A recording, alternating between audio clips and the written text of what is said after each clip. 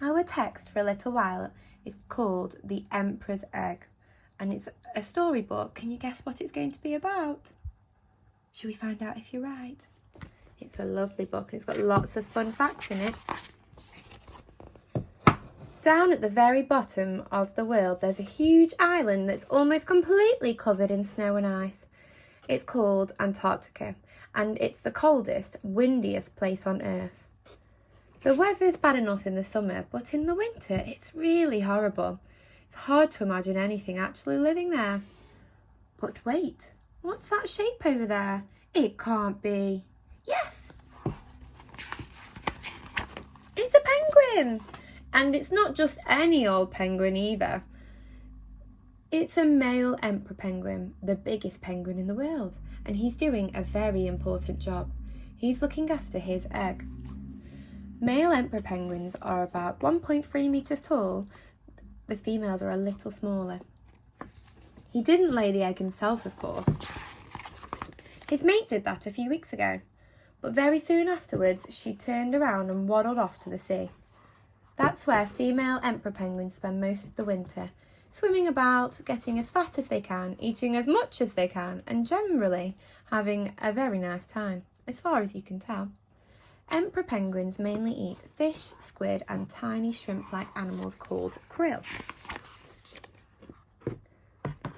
which leaves the father penguin stuck on the ice with his egg.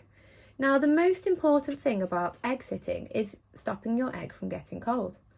Inside the egg, a baby penguin chick is starting to grow.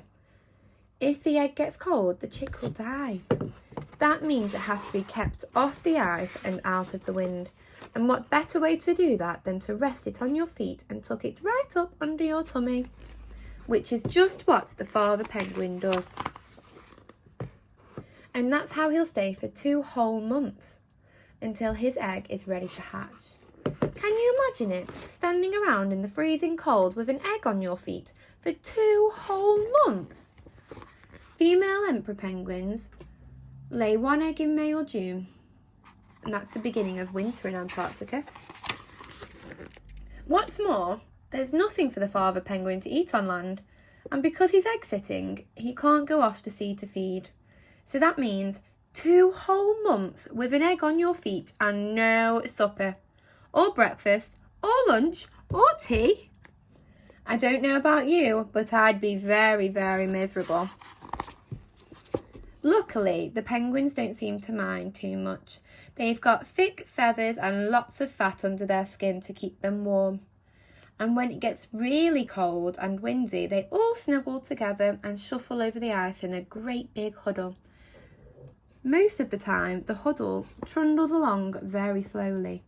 But sometimes, when the penguins get to a particularly slippery slope, they slide down it on their tummies, pushing themselves along with their flippers, always remembering to take care of their egg and trying hard not to bump into each other. Even though the males keep the egg tucked right up under their tummies when they slide, it sometimes rolls out and breaks.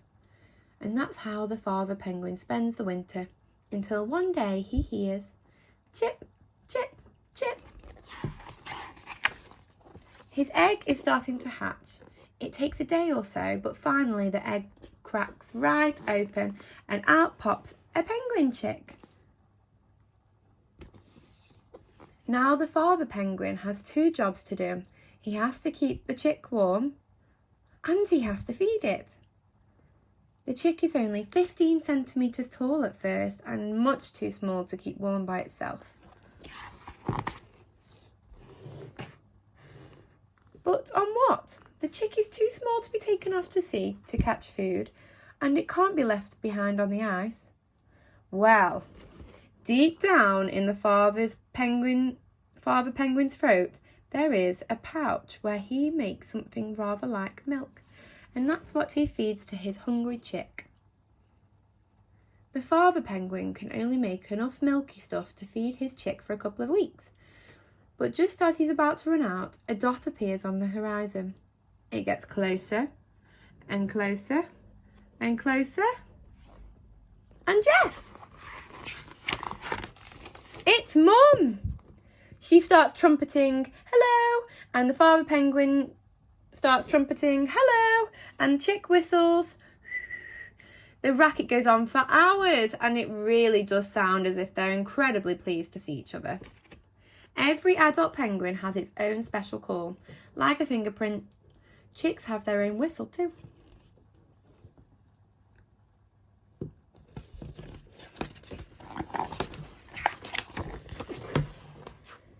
As soon as things have calmed down, the mother penguin is sick.